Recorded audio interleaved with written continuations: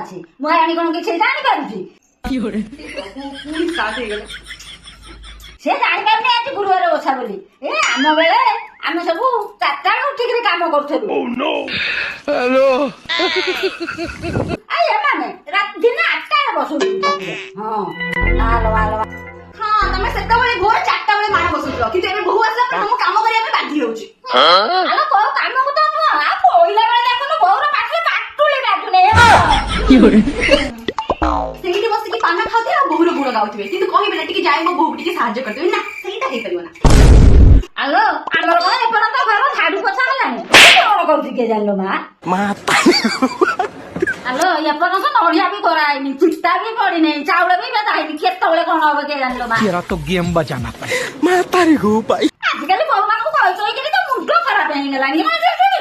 ତାଙ୍କ ମୁଣ୍ଡରେ ସିଏ ଏବେ ତ ତମର ଏତିକି ଅବସ୍ଥା କରିଛି, ଆଉ ଯଦି ବକ୍ର ବକ୍ର ହବ ଦାଣ୍ଡରେ ନେଇକି ଛାଡି ଦେଇକି ଆସିବି। ଚୁପଚାପ ସେମିତି ବସା, ଘରେ ସବୁ କାମ ଚୁପଚାପ ବସିଲେ ଦେଖ ଗଲା।